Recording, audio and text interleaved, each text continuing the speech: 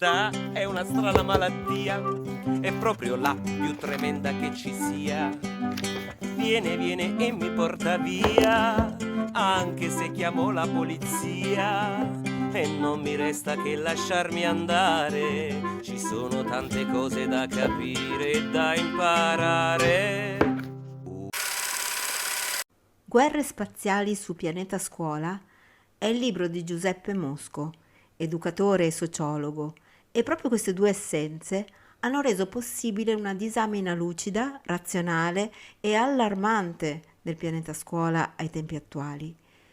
Giuseppe Mosco usa una metafora attraverso una storia fantasy che fotografa l'allarmante attacco di alieni al pianeta scuola, fucina del nostro futuro.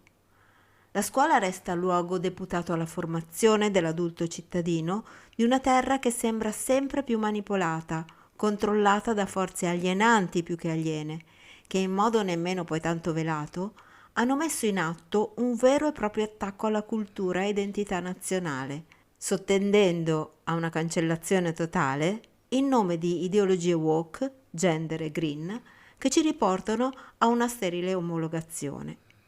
Lo spazio e il tempo si svuotano, perdendo di vista la dimensione umana.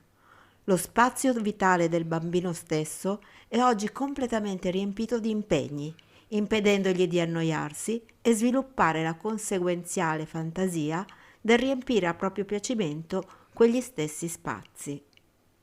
I luoghi ludici che un tempo erano la strada, il cortile, come ci dice l'autore, che permetteva di esplorare liberamente dinamiche relazionali e spaziali, oggi sono sostituiti da luoghi virtuali, asettici, sterili.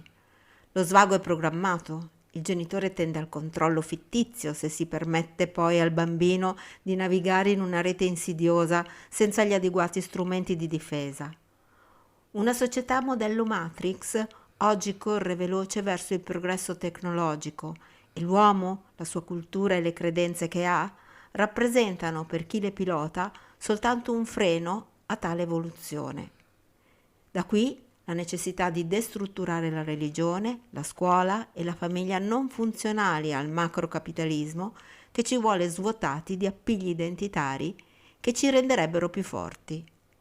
La scuola, in questo contesto bellico, ha il dovere invece di ripuntare sull'allievo, puntando sullo sviluppo di uno spirito critico e un'autonomia di giudizio capace di leggere la realtà cangiante con un approccio non omologato ma individuale.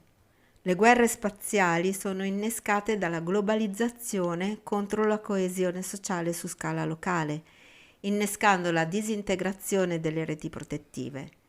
In una società sempre più liquida si viene inghiottiti dal consumismo, con l'illusione che, potendo comprare, si diventa parte della modernità.